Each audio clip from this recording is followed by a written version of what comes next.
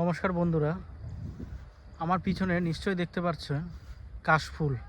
তো কথায় বলে যে কাশবন দূর থেকে দেখলেই ঘন লাগে, কথাটা সত্যি।